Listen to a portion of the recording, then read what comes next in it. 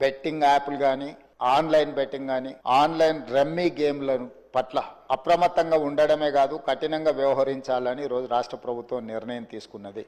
దీన్ని నిరోధించడానికి, నిషేధించడానికి అవసరమైన చర్యలు తీసుకోవడానికి ఒక స్పెషల్ ఇన్వెస్టిగేషన్ టీం, వీలైతే సిబిసిఐడి కానీ లేకపోతే అధికారులతో సమీక్ష చేసిన తర్వాత ఒక స్పెషల్ ఇన్వెస్టిగేషన్ టీంను వేసి కఠినంగా వ్యవహరించాలని చెప్పి ఈరోజు రాష్ట్ర ప్రభుత్వం నిర్ణయం తీసుకున్నది. అధ్యక్ష, ఇన్నరా అసెంబ్లీలో ముఖ్యమంత్రి రేవంత్ రెడ్డి సార్ మాట్లాడుకుంటా ఏమన్నాడో, ఇది ఆషామాషి వ్యవహారం కాదు కాబట్టి ఏడనో లోకల్ పోలీస్ స్టేషన్లో కేసులు పెట్టుడు కాదు, స్పెషల్గా ఓ ఇన్వెస్టిగేషన్ టీమునే తయారు చేస్తారట.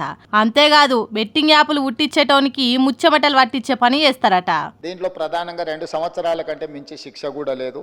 రేపు వచ్చే సమావేశాలలో ఈ ఆన్లైన్ బెట్టింగ్ నిర్వాహకులకనే కాదు, ఆడేవాళ్లను, బాధితులను, అదేవిధంగా ఈ ఆన్లైన్ అడ్డగోలుగా నిర్వహిస్తున్న వాళ్ళ పట్ల శిక్షను కూడా పెంచడానికి అవసరమైన చట్టాలను కూడా అవసరమైతే మనం సవరించుకోవాల్సిన అవసరం ఉన్నది. అధ్యక్ష, ఎందుకంటే శిక్ష కఠినంగా ఉంటుంది, ఎక్కువ కాలం ఉంటుంది అని ఎప్పుడైతే తెలుస్తుందో నేరం అనేది తగ్గుతుంది.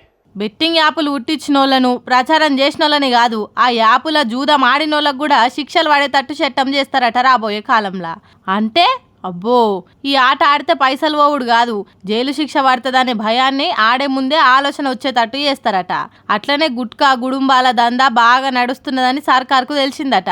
కాబట్టి వాటిని కూడా ఉక్కుపాదంతో అణచిపెట్టే పని చేస్తామని మాట్లాడిండు సీఎం రేవంత్ రెడ్డి. మరి చూడాలి బెట్టింగ్ యాప్ల మీద వేసే సిట్టి ఎంత బాగా పనిచేస్తుంది, ఎంతమందిని లోపటేస్తుంది అనేది ముందు ముందు తెలుస్తుంది.